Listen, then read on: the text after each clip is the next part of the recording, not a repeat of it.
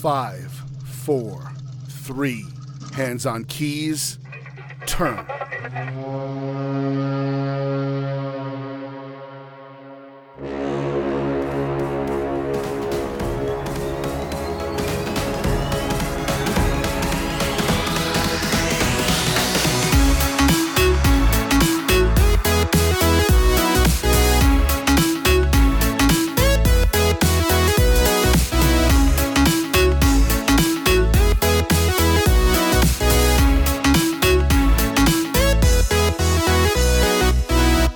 To die, to sleep perchance to dream. Aye, there's the rub.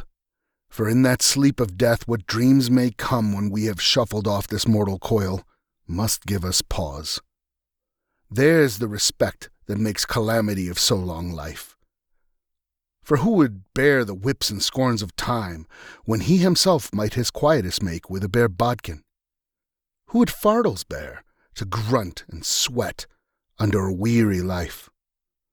But that the dread of something after death, the undiscovered country from whose bourne no traveller returns, puzzles the will and makes us rather bear those ills we have than fly to others that we know not of. Thus conscience does make cowards of us all, and thus the native hue of resolution is sicklied o'er with the pale cast of thought, and enterprises of great pitch and moment, with this regard their currents turn awry, and lose the name of action. Greetings and felicitations, this is Michael Haspel, and welcome to our fourth part on Star Trek The Wrath of Khan. And there's a very specific reason I've titled this episode The Undiscovered Country, and why I started with part of the soliloquy from Hamlet, Act 3, Scene 1. That's the to be or not to be soliloquy that we're all familiar with. I started it further down, where the term the undiscovered country starts being used, because it is extremely relevant to what we're going to talk about, and specifically to Star Trek II. When Nicholas Meyer reworked the script and came up with the screenplay, the version of the film that we've come to know as Star Trek The Wrath of Khan was actually titled Star Trek The Undiscovered Country, which of course we now know as Star Trek VI The Undiscovered Country, and was peppered with Shakespearean references throughout, from the great Christopher Plummer playing the Klingon general. And he even told us, that Hamlet was in the original Klingon, giving the famous tak blak tak be speech at the dinner where they were serving Romulan ale. But that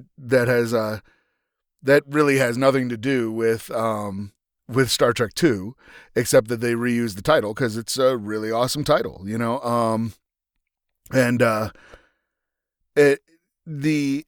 The thing I find kind of interesting about the Star Trek VI using the Undiscovered Country as its title, obviously that phrase in and of itself can mean a lot of things. And Star Trek VI's themes run through growing old, maybe outliving your usefulness, letting go of old grudges, forgiveness, all kinds of different themes run through that film. But one of them is not death.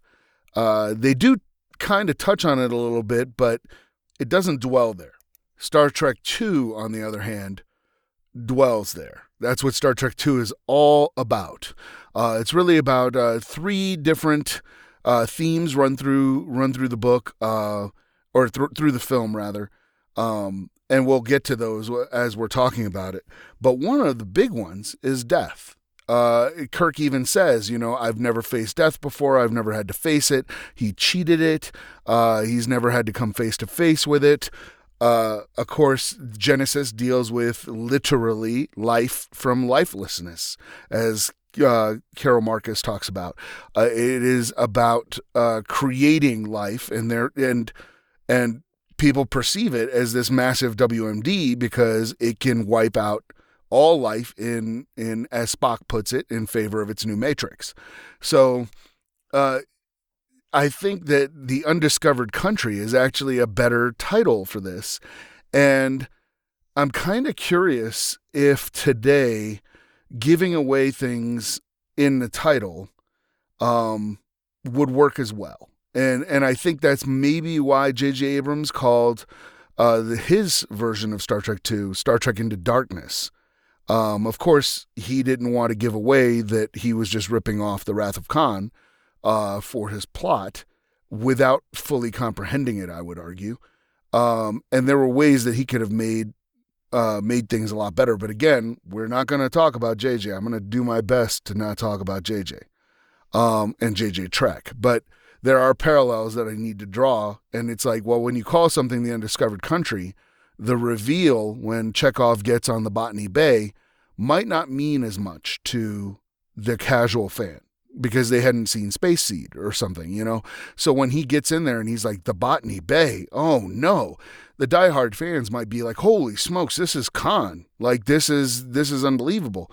But the average movie-going public wouldn't know who Khan was or had anything to do with that or anything like that. So the studio, and we'll get to this part of the story, the studio preferred a different title than the Undiscovered Country. But when Nicholas Meyer was going through and rewriting stuff, he added a bunch of like literary references. Shakespeare shows up quite a bit. Some elements of King Lear, Hamlet, of course, but Hamlet more so in reference than in direct theme. Moby Dick, of course, is massive influence on this film.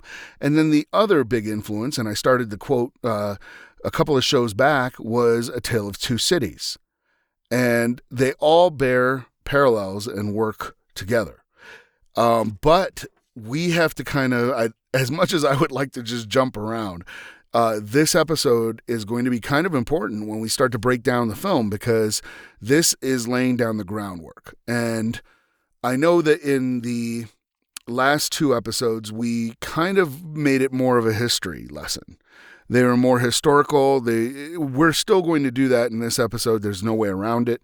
When you're talking about production leading up to making of the film, we do have to talk about history, obviously how people get attached and everything like that. But now we're able to kind of start leaving history a little bit behind and start to examine thematics to the story and more of a storytelling aspect, which is really the whole purpose of what I wanted to do with this. So we have to kind of go back in a historical context and do it in a chronological manner, even though my thoughts on this bounce all over the place. And I am reserving some information that would be relevant now, but it's going to be more relevant when we break down the film. So even though there's some anecdotes and some stories and some character analyses or plot analyses that I could talk about now when we're talking about the development of the film, I will address those points in a deeper manner when we're going through the film kind of scene by scene and breaking down what's going on. And as usual, there's a couple caveats. If you have not seen The Wrath of Khan, obviously there's massive spoilers for that film, and I encourage you to see it. But again, I would recommend watching the director's cut. There are some folks that disagree with me that say that viewed through a modern lens, the director's cut is too plotting and takes too long, and adds scenes that don't add a whole lot to the story. I would disagree. I think the director's vision is probably the one you should always watch. So I would say if you're able to get it, and I think Amazon is actually streaming the director's cut. I don't know if it's on Prime or if you have to rent it, but it is relatively easy to find online. The director's cut is. So I would recommend watching that if you haven't seen it. There's going to be some spoilers for A Tale of Two Cities. I'm sure there's going to be spoilers for Moby Dick. So without further ado, let's just get into it, right? So when we last left off, Star Trek the Motion Picture debuted to fan acclaim and critical derision. So by now, this is like we're gonna fast forward a little bit. It's like 1981, and Paramount is deciding that, okay, the movie, while wasn't everything they wanted it to be, was good enough to try to revisit Star Trek. And a couple of the different things happen at this point. Gene Roddenberry is, of course, still involved, but they kind of need a scapegoat. Robert Wise was this really, really big, powerful director. He was really, really good. People kind of ignored all the problems that they had with the visual effects and the delays that caused and all. And they kind of pinned the blame on a scapegoat on Gene Roddenberry because he required multiple script rewrites. He had this kind of very high-minded vision of what Star Trek should be. A vision I would say that he never actually achieved. And part of that is because it seems like his own psyche kept moving the bar on what Star Trek should be. And so he becomes more and more ostracized by the studio. And if you'll recall, Star Trek The Motion Picture's budget had ballooned up to $45 million. This is, astronomical even for the time. And it was, 3 times more than Close Encounters of the Third Kind, 4 times as much as Star Wars, and these movies brought in massive returns when compared to the meager returns for Star Trek. Now, I don't want to give an illusion that it bombed. It was not a bomb. It turned in 3 times its budget, and that's really good. And when you consider a modern analog, Star Trek Into Darkness by JJ is considered the most financially successful Star Trek film. Now, the drop-off scene after that, obviously, it wasn't delivering what audiences actually crave. Star Trek Beyond was a bomb. And then Star Trek 4, which was untitled, the new Star Trek 4, is now in development hell. It's the best case scenario. I think it's dead because I think the director has moved on and the cast has moved on. Or at least several prominent members of the cast said they weren't going to be in it. They'd moved on. So that pretty much killed the film franchise of Star Trek, which is now experiencing a rebirth, on CBS paywall, behind their paywall.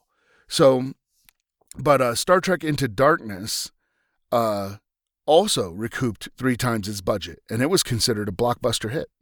So Star Trek The Motion Picture is by no means a bomb.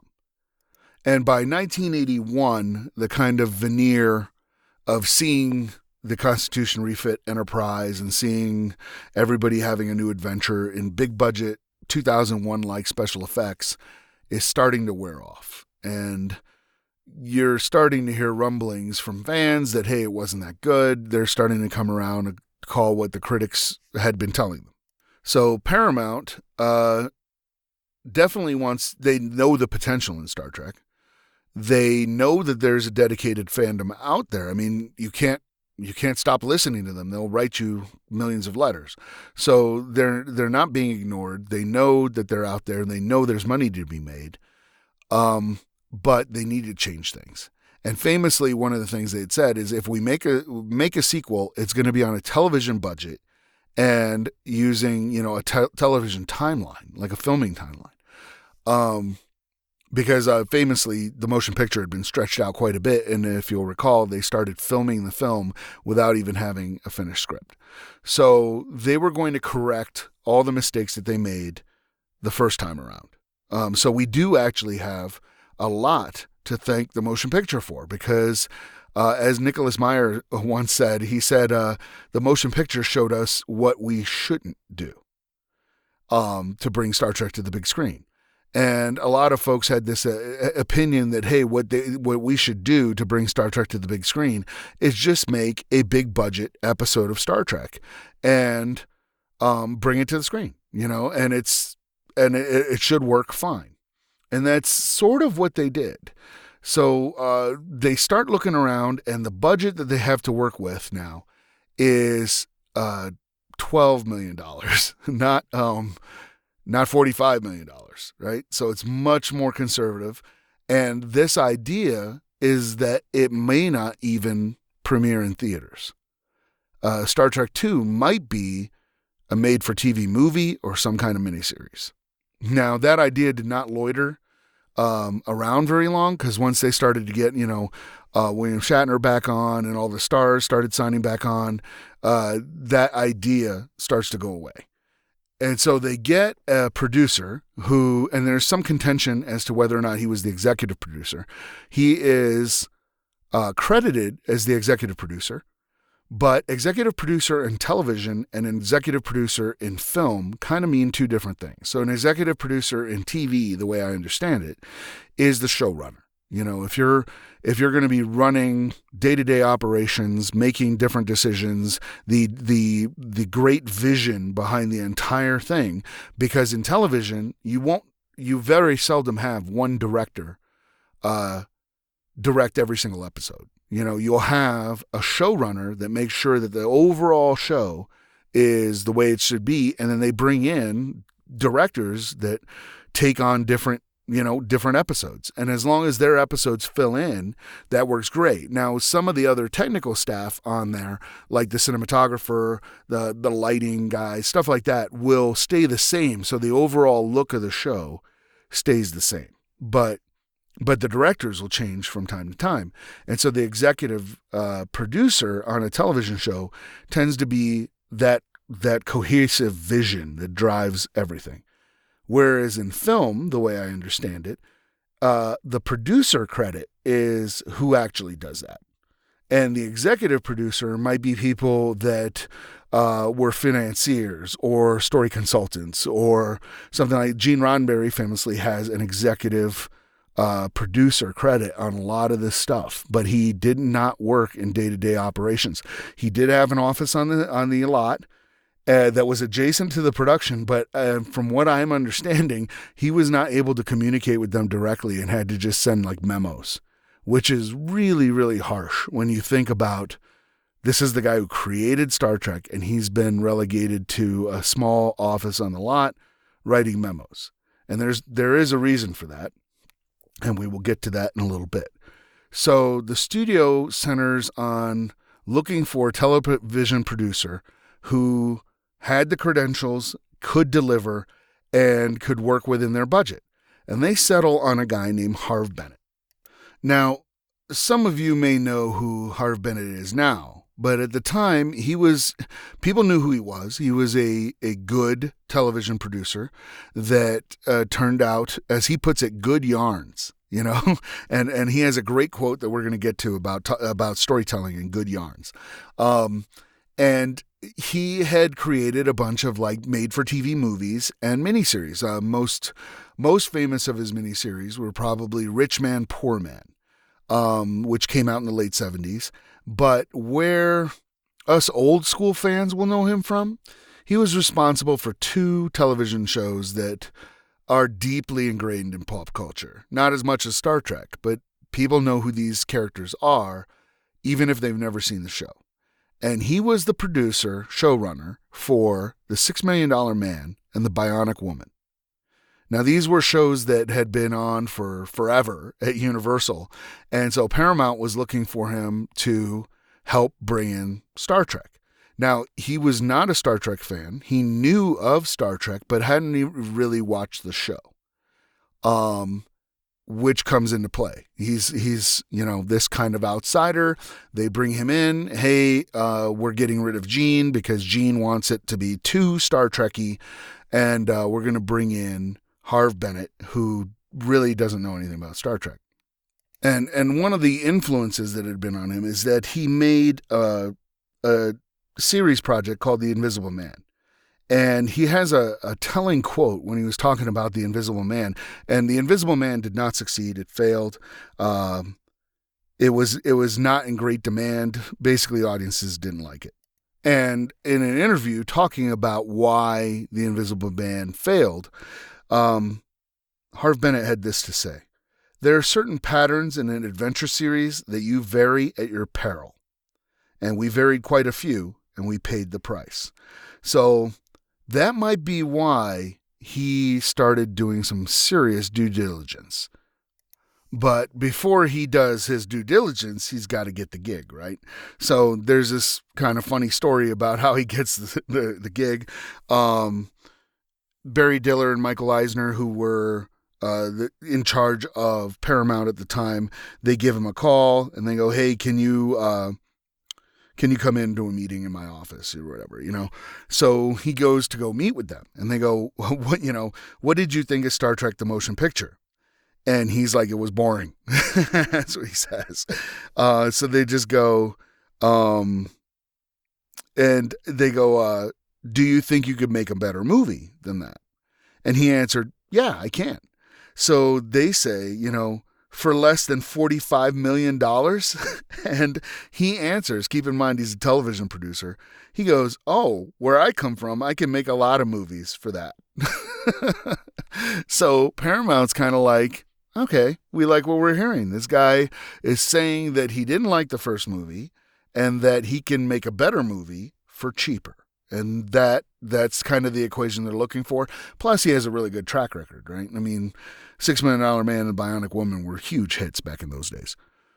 So now he has the job and he has to do a lot of homework.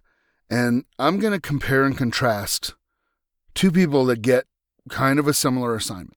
Star Trek's in a bad place. The studio needs you to save Star Trek. And your background is in television primarily, and you need to kind of come through and soft reboot Star Trek at the very least. And this is what Harv Bennett had to say.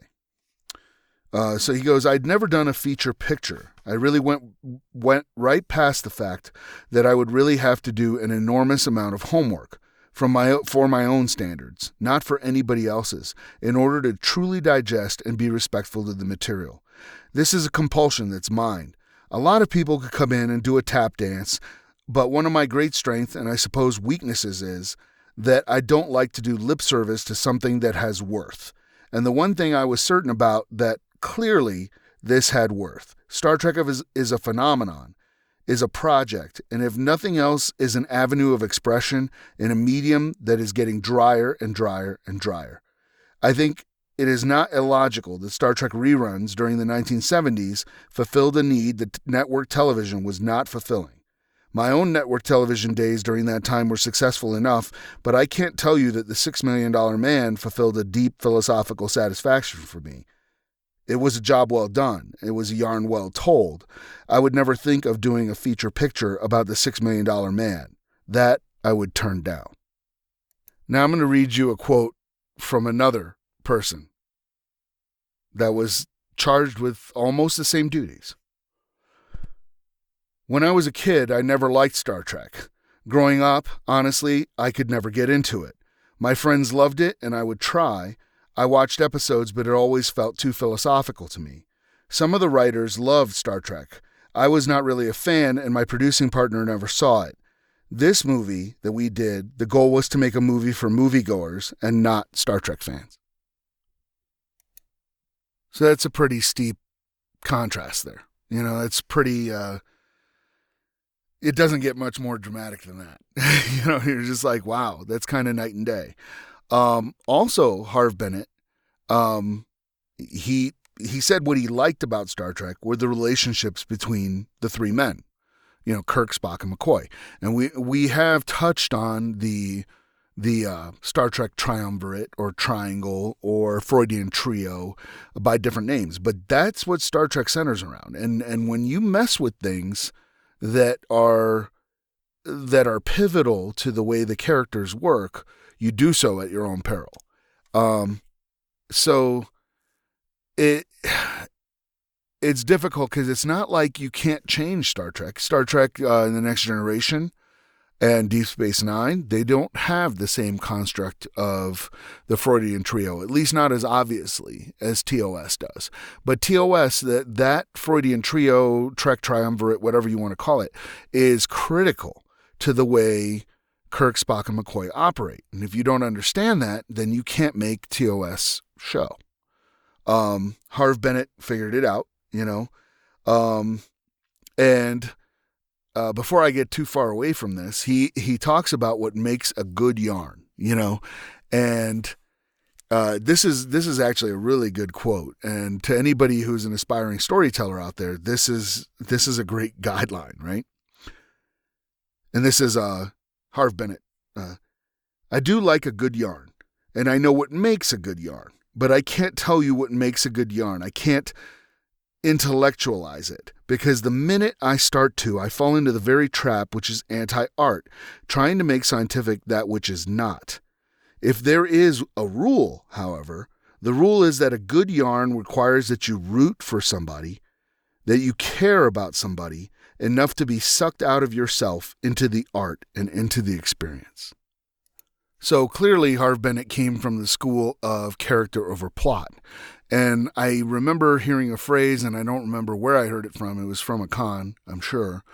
But they were talking about characters over plots and why characters are more important than plots are. And the easy way they put it, and it's really easy to remember, is that no one cosplays a plot. Everyone cosplays a character because that's what matters. And when you start putting plot over character, your storytelling will suffer. So Harv is hired onto the position. He starts working on things. This is probably around spring of, or early 1981. He needs help, because he knows of the problems that Star Trek The Motion Picture ran into with the, visual effects, all the logistics of doing things and everything like that. So he needs somebody who's going to solidly handle all that stuff. And he falls on Robert Sallin. And Robert Sallin was a longtime producer as well. He had an interesting background, though, because from 1954 until 1958, he worked as a motion picture officer in the United States Air Force. And anybody who's a veteran or is serving can tell you that the Air Force or the military in general doesn't really care about what your title is, as far as when jobs have to get done. They just care about things getting done on time, mission on time, on target. And it doesn't matter. I mean, obviously, you're supposed to have training to do the things that you need to do. But if you can do a mission, it doesn't matter that your title might be motion picture officer and not director or producer or writer. You know what I mean? It's like, you can't get away with saying, well, I'm a director, I'm not a producer. And they would just be like, yeah, tough. Today, you're a producer. So he kind of got fed through a fire hose and wound up being a writer, director, and producer for work in the Air Force. And he also had to wrangle all the logistics of he was making kind of these background films and commercials and stuff. So he had the trouble of wrangling like B-52s and F-104s at the time and everything like that. So he comes out of there and he did a lot of like really pressure-filled production work. Stuff like he went to work for an advertising agency where, he's working with some of the largest talents and entertainers in the world, but he only has them for like 1 or 2 days because he's making a commercial and things have to get done. He worked on some live television specials. He wound up quitting the advertising firm that he was part of and starting his own company, Kaleidoscope Productions. So he was an entrepreneur. He's a businessman. He understands the business side of things and everything. And he had a passion for the material. So it's just like, could you find a better guy? It's like, man, this is the guy who's going to pull you out of the fire over and over and over again. So they start going with this and everything like that. And then they need to look for a director, and in the meanwhile, Harv Bennett is writing the script. And the first script he comes up with is called The War of the Generations. And it settles on, most of it has nothing to do with the Wrath of Khan at all. It settles on a rebellion going on at a a distant Federation colony. There's an uprising, and Kirk receives a message from Carol Marcus, who he had a relationship with ahead of time or before, and she's asking for help. So Kirk takes the Enterprise to go suppress this rebellion, and he discovers that Carol and him have a son. So, of course, these plot points do show up in The Wrath of Khan. That they have a son, and then, here's the complication. The leader of the rebellion is David Marcus, is his son. And that was the War of the Generations. And they kind of scrapped that pretty early on. They did another draft of a story called the Omega System. And it was about the Federation kind of developing in secret a weapon of mass destruction, a super weapon. And it kind of gets away from them. And a lot of folks did not like that. Both Gene Roddenberry chimed in on this, and Harv Bennett, and a lot of folks were like, in hindsight, it doesn't kind of make sense that the Federation would be developing WMD. It seems like they wouldn't be doing that. And so that's where the Genesis device comes from, because it was like, okay, the Genesis device can be used as a WMD, but that's not its purpose. Its purpose is to make habitable Class M planets out of essentially dead moons, or dead planets that have no existing, they're just rocks, and so you can kind of cure overpopulation, all kinds of different problems, resource problems, all kinds of stuff with a Genesis device. Which, of course, as soon as they introduce it, we should know it's too good to be true. But it works as a great MacGuffin, So, and as a quick aside, if you guys don't remember what a MacGuffin is, it's just the suitcase in Pulp Fiction or wherever. It's the object that the plot revolves around that they're trying to get. The rabbit's foot in the new Mission Impossible, I think it's Mission Impossible 3, is a perfect MacGuffin. They don't even bother trying to tell you what it is. And when they're being coy, sometimes the MacGuffin, to folks that know, to look for it, it kind of takes you out of the picture a little bit, because you're just like, oh, come on, really? You're not even going to bother trying to hide that this is the MacGuffin, like that it doesn't matter what they're chasing. But the Genesis device does make a good MacGuffin in that sense. And then they're looking for a director. They're looking for folks to come up, and a guy named Nicholas Meyer kind of shows up, and he has a very interesting background. He had always wanted to work in film, but kind of worked kind of in the behind the scenes area in the publicity department, doing stuff like, just putting out actually behind the scenes books and articles and stuff, and talking to magazines and stuff like that. He was also a writer, an author, and he wrote a story called The 7% Solution, which was later made into a film. And folks who are fans of Sherlock Holmes will recognize the title. For a lot of people who don't know, in some of the Sherlock Holmes stories, the Sherlock Holmes is a cocaine addict, and he mixes it in a 7% solution. That's where the title comes from. And his novel centered on Sigmund Freud, who is trying to cure Sherlock Holmes of his cocaine addiction. So it's kind of a pastiche, but it's pretty cool, And he wrote a slew of other books, but probably what he's best known for, other than Star Trek: The Wrath of Khan, is a film called Time After Time. And the premise of it is really, really good. It is a bit dated when you watch it now. I think it came out in 78, maybe 79. And the idea is that H.G. Wells, the author, is playing, he has kind of this chess partner that is kind of weird, and the chess partner tends to disappear for moments at a time and everything, and resurfaces, but he's kind of this odd person. And the police are closing in around his chess partner, and they find out he's Jack the Ripper.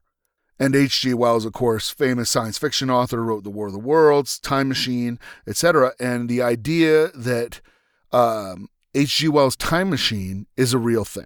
It is not. It is not just a story he made up. In fact, it exists. So Jack the Ripper steals the time machine and winds up traveling to, I think it's San Francisco, in 1979. And H.G. Wells follows him. And it's a good movie. Like I said, it's a little bit dated now because it is, 1978, 1979. But Nick Meyer had worked on that, and he was probably most well known for that. But he had impressed a lot of people with it because even though it was science fiction, it didn't fall into a bunch of cliches, and it was more character driven than it was about the tech, which is, of course, exactly what Harv Bennett is looking for. He's like, hey, I need somebody who understands character and can put character in there. So Nicholas Meyer, and this is kind of an urban legend that's not an urban legend, he gathers up all the drafts of the stories that have been written so far, all the different versions of the screenplay that have been written so far. And he gathers them all together, and he comes up with Star Trek, The Undiscovered Country. And that in itself is not new. I mean, you get writers that consolidate different ideas and everything all the time. He did it in about 6 days. So that's the part that's like legendary, is that he was apparently really, really quick at turning some script stuff around. They start letting people see it. And William Shatner initially did not like the script at all, but it turned out that it was like what he didn't like was very, very minor. And I think Nicholas Meyer was able to fix what he didn't like in a matter of hours, like something very minor that he could just change really quickly. But there was another huge obstacle in their way, namely Leonard Nimoy. And if you'll remember, in the last episode when we were talking about Star Trek: The Motion Picture, Nimoy was kind of tired of doing Spock. He had turned down the part in Star Trek Phase 2, the television show, because Spock was not going to be prominently featured, to the point that they were going to replace him with a Vulcan named Zahn. He had a bad taste in his mouth from his experience on Star Trek: The Motion Picture and the way the film had been received. Now, at this point, Nimoy has done enough stuff that's going into syndication, In Search Of, Mission Impossible, all these different spots, that he can now pick and choose what he wants to work on. He doesn't have to be like, oh, you're making Star Trek? I have bills to pay, and Nimoy got to eat, so I'm in. He has the choice. He doesn't have to do that anymore. And so he's kind of on the fence. He's like, I really don't want to be in there and everything. And Harv Bennett and Nicholas Meyer come up with an idea. And they go, well, what if we killed off Spock? Instead of you just not showing up in the next movie and Spock not being there, and we write some throwaway line of, oh, well, Spock's back on Vulcan, right? Instead of doing that, why not bring an end to the character? Like a dignified end. And Nimoy is like, oh, you've got my attention. This is kind of cool, right? And then they go, hey, and we're going to mess people up really badly. We're going to kill Spock off in the first third of the movie. Like Alfred Hitchcock did in Psycho, And you're just like, wow, what if they had done that? How high would the stakes be if you went to go see, Star Trek 2 and Spock died in the first third of the movie? Like, for real, like he's dead, gone. You know what I mean? He's not a red shirt. That's like some serious stakes. And I can think of some movies that have done something similar. Aliens comes to mind. They show you these incredible colonial Marines, Sergeant Apone, this competent, super ultra badass, and then wipes them out in the first third of the movie. They're all dead, and they have no ammo. They're stringing around, and you're like, whoa, that's insane, But it sets the stakes really, really quickly. The rest of the movie is very intense because of that. Predator kind of does the same thing on those lines. Granted, they didn't kill Arnold Schwarzenegger, but, it's like Jesse the Body at the time was real big. He was on TV every weekend doing, World Wrestling Federation stuff, and he just gets aced, and you're just like, what? So that would be kind of crazy. That would be a great gimmick. Leonard Nimoy was just like, yeah, that sounds like a lot of fun. And they go, and they decide that, yeah, this is going to be a dignified death. And I apologize if this previous sentence was disjointed. I'm probably going to have to get a new cable. There's been some hissing sounds and stuff that intrude, and I need to get that repaired. So, but anyway, they tell Leonard Nimoy this is going to be a dignified death. It's going to be a great death scene, and dramatic actors adore a good death scene. I mean, that's their chops. That's where they can come up, and really demonstrate their art.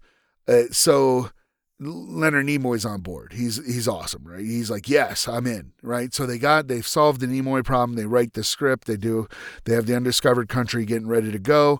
And an inside source leaks to some Star Trek fanzines. Keep in mind, this is before the internet. This is before really kind of anything like that, but the fanzines are around. These, and as you'll remember, these fanzines were kind of mimeographed or almost newsletter-ish kind of things. You sent away a self-addressed stamped envelope, you'd got a copy of the fanzine, or you'd send, $1, 50 cents, whatever you could to support it. And these are just ways, for fan clubs to share information. Well, this insider obviously was not happy with what happened in the script, and puts out the word that they are going to kill Spock in the next movie. Now that's pretty terrible. I mean, people start freaking out. Now, noticeably, Spock had died before in Star Trek. I think, well, no, not him directly, but Scotty had for sure in the episode called The Changeling. McCoy was run through by a lance by the Black Knight in Shore Leave. So it wouldn't be completely out of specs that Spock would get killed and then would wound up coming back, in some kind of way. But because it was well known at the time that Leonard Nimoy was kind of distancing himself from the series, and he had written famously this autobiography series of essays called I Am Not Spock. They thought this is legit. They're getting rid of Leonard Nimoy. They're going to kill off his character. And for a lot of people, myself included, we kind of like Spock more than we like Kirk. So that's a really big deal. Of course, the fandom starts reacting, and there's talks of boycotting the movie. Leonard starts getting some very vicious hate mail, directed at him, not directed at the studio or at the writers. There was even a group of professional women that took out a quarter-page ad in a trade publication with the headline, "Why is Paramount deliberately jeopardizing $28 million in revenues?" Because they had somehow figured out that a movie without Spock was going to make $28 million less than it would if it had Spock in it or whatever. And so it's just kind of amusing. But again, we see fans that are very, very passionate against, again, a very small group of super passionate fans. And it's not the fandom turning toxic. It's essentially they're reacting to something they love, And of course, Harve Bennett and Nicholas Meyer, they're not about to go, hey, you know what? There's talks of boycotts. There's talks of the fans, are sending hate mail and stuff. We better not kill off Spock. That doesn't come up. What comes up is, well, now we got to kill off Spock, because people clearly adore the character so much, and you're driving emotion and character. and which is what Harv and Nicholas really wanted to do. So, as a quick aside, their solution is to come up with the Kobayashi Maru opening. And their idea for using the Kobayashi Maru is that you don't just kill off Spock, you kill off the entire crew right at the beginning of the movie. And that way, all these people who had heard these rumors, because they hadn't seen, the script hadn't been leaked. The only part that had been leaked was that Spock was going to die. So when the movie starts and Spock dies, in fact, like right away, and then you find out, oh, it's a simulation and Spock's not really dead. It's like, oh, maybe that's what the script was talking about. Maybe that's what the leaker was talking about. And they even go out of their way to hang a lantern on that whole thing where Spock first meets Kirk when he comes on the simulator. Kirk looks at him and just goes, "Aren't you dead?" And it's deliberately setting that up, to go, okay, well, you expected Spock to die, and there, Spock died. There you go, right? So then people let their guards down. And it's brilliantly done. It's really beautiful. So now they've got the whole crew reunited. They have written Khan in there. They hadn't actually thought about asking Ricardo Montalban if he was going to come back. They just kind of assumed that he would. And he actually had some reservations because during the same time, Ricardo Montalban was very, very famous for filming the Fantasy Island, which was a weekly television program. And he was playing Mr. Rourke on that, who is a very different figure than Khan. And I'm going to take a quick aside here before I forget. I just discovered this, and I thought this was actually really, really cool. There is a reason why Noonien shows up as Khan's name, because they were like, back in Space Seed, it was originally like Erickson, Harold Erickson or something like that, or that was going to be this kind of Nordic Superman, and it got changed to Khan Noonien Singh. Well, Noonien isn't really a Sikh name or an Indian name. It's a Chinese name. And the reason it's in there, and I thought this was so cool, was because Gene Roddenberry had a friend of his in China named Noonien Wang. And this was in like the 1940s. And he had lost touch with him. So in the 60s, he was hoping that Star Trek would make it over to China and someone would tell his friend, Noonien Wang, that there was a guy named Khan Noonien Singh, and he would see Gene Roddenberry's name and try to get in touch. And unfortunately, that didn't work, but that's where the Noonien comes from. And well on into the late 80s, Roddenberry was still trying to contact this guy the same way. And that's why Data's creator's name is Dr. Noonien Soong. And I just thought, wow, that's really cool. It's a little side story. But anyway, we do have to address why Roddenberry is no longer involved.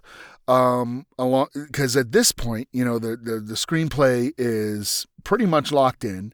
They're starting to get ready to film. They've got all the actors coming on board. They're starting to develop some of the visual effects challenges that they have.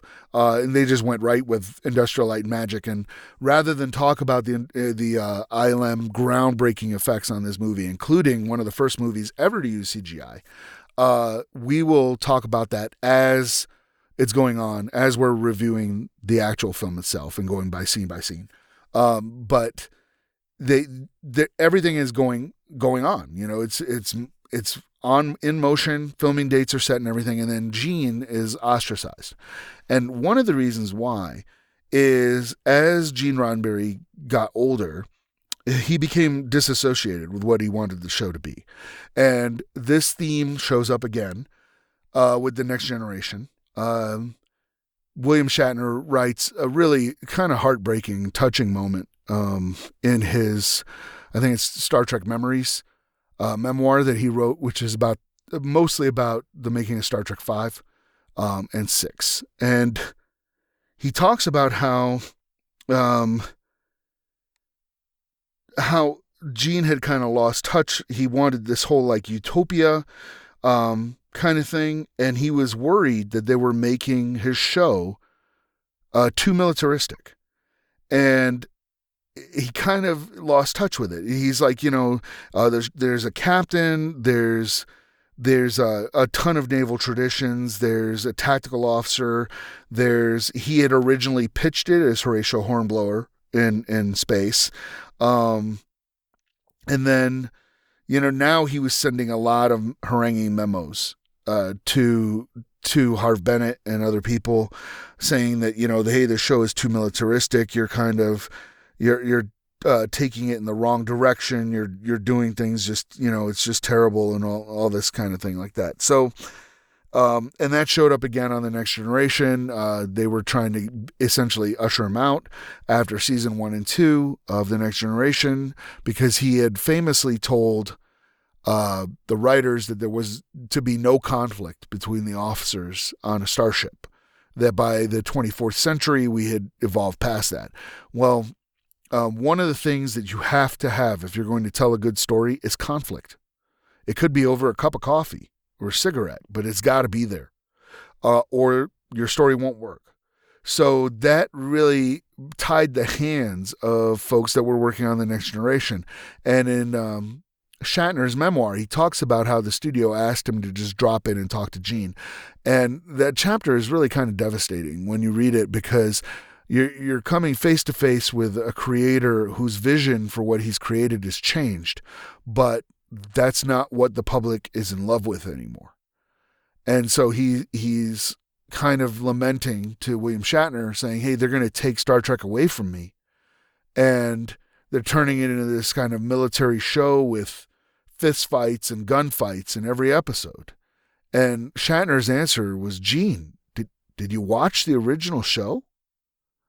And he hadn't realized that Star Trek had kind of moved on, or he had moved on without Star Trek. And Star Trek, what he had initially created, had now transcended him, which is really kind of tragic. And so the studio gave him like an executive story consultant, executive producer credit, and gave him an office on the lot, and basically just told him shut up and color. And that's what he had to do. So it's kind of really messed up.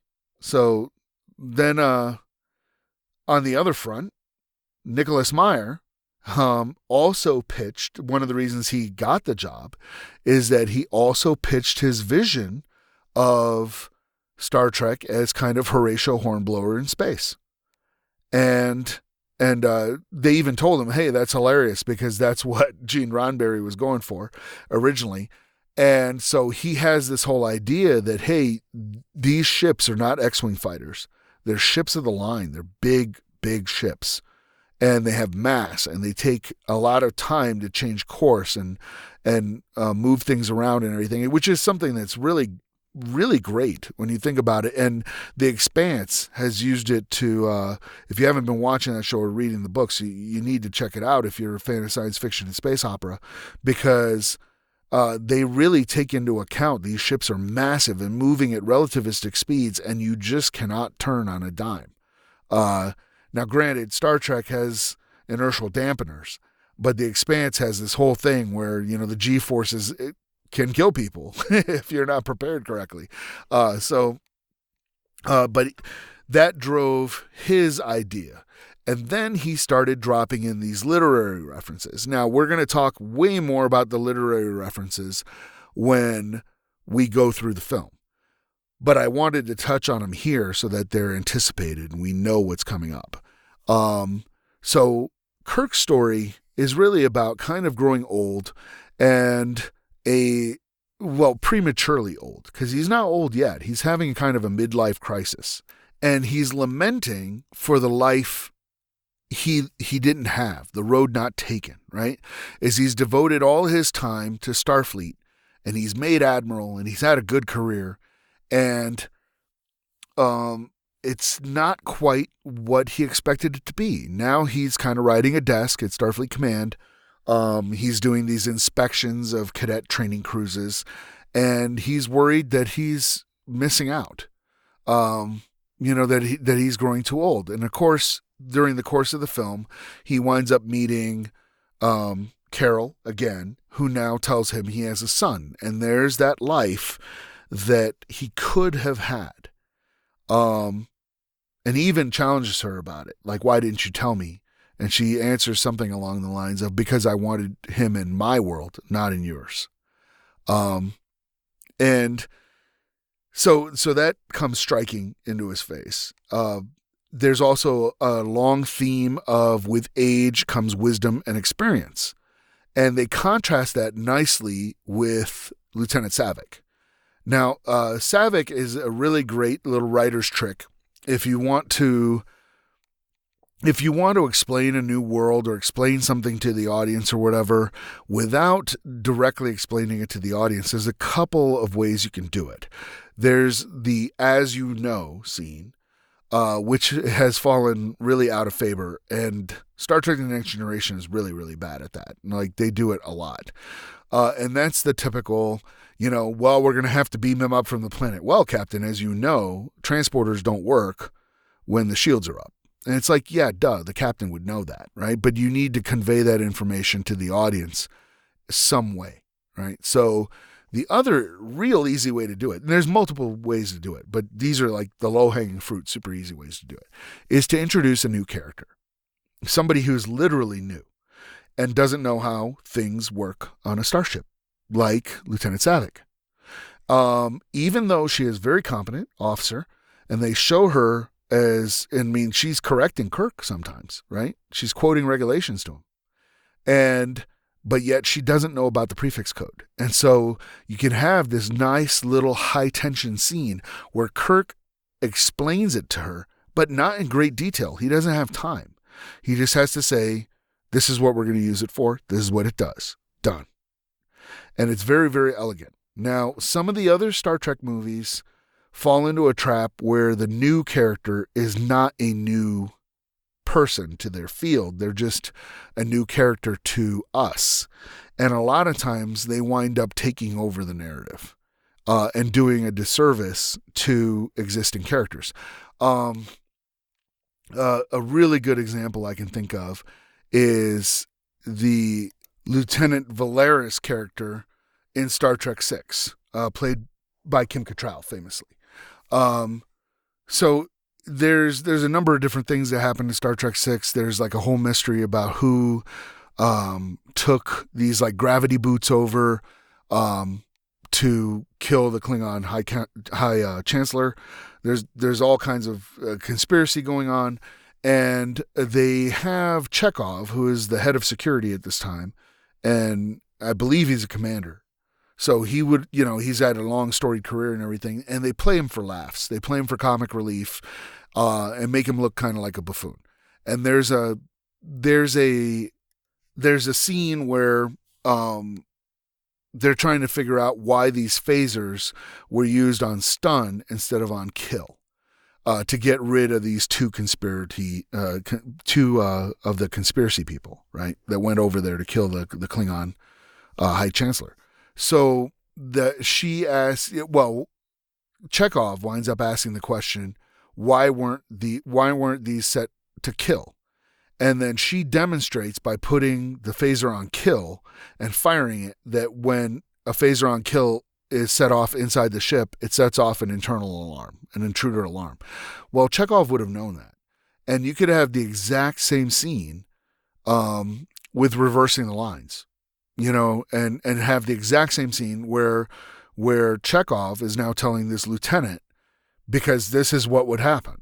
Like, this is why it wasn't set on kill. And it makes things a little bit more probable that Chekhov, who is the head of security, would know this, and that a lieutenant might not know that, hey, there are these safeguards in place, like why, how things work on a starship, but that's just an example. I think they used Lieutenant Saavik really, really well in Star Trek II, and we'll break her down in one of the subsequent episodes, because there's a lot going on there. A lot of folks don't realize, because this was kind of edited out of the final story, but a lot of folks don't realize that she's half Romulan, and she's half Vulcan, and which is why she shows more emotion than Spock does throughout the film. And Kirstie Alley played her perfectly that way. And we will talk about that. But to jump back to the themes, So A Tale of Two Cities is Kirk's kind of overarching theme. There's stuff about, the life not led right, but what's interesting is that he starts almost the beginning of the movie, certainly one of the first scenes he's in. He receives A Tale of Two Cities as a birthday present from Spock, and he reads the first line. It was the best of times, it was the worst of times. And he messaged Spock, and Spock just says, no particular message, none that I'm aware of, or something like that. Only that it's your birthday, surely the best of times, right? This absolutely bookends Kirk's story. At the end of the story, he reads, he's quoting a line as they're watching Genesis planet still undergoing formation from the Mutara Nebula. And he says, "It is a far, far better thing I do now than I have ever done before. A far better resting place that I go to than I have ever known." And Carol asks him, "Oh, is that a poem?" And he says, "No, something Spock was trying to tell me." And it's very, very poignant. And to those who are not familiar with A Tale of Two Cities, the character of Sydney actually goes to his death to save his friend's life. And it totally has the needs of the many outweigh the needs of the few. Now, and then the other big literary influence on this film, and you can't miss it, is Moby Dick. And that's Khan's storyline. To the point that I think Khan, being as smart as he is and as driven as he is, would understand that he is the villain in this story. He is not the hero. And the reason why I think he would understand that is that in Space Seed, he doesn't couch himself in the role of God. He puts himself in the role of Lucifer, being cast out of heaven. Better to reign in heaven than serve in hell. That's kind of his parting quote to Kirk, even though he doesn't actually say it. He just asks him if he's read Milton, right? And then he quotes almost exclusively Captain Ahab from Moby Dick throughout Star Trek II. Some of the most famous lines from Star Trek II actually come from Moby Dick. And it's not the first time that Star Trek has used Moby Dick, nor am I sure it will be the last.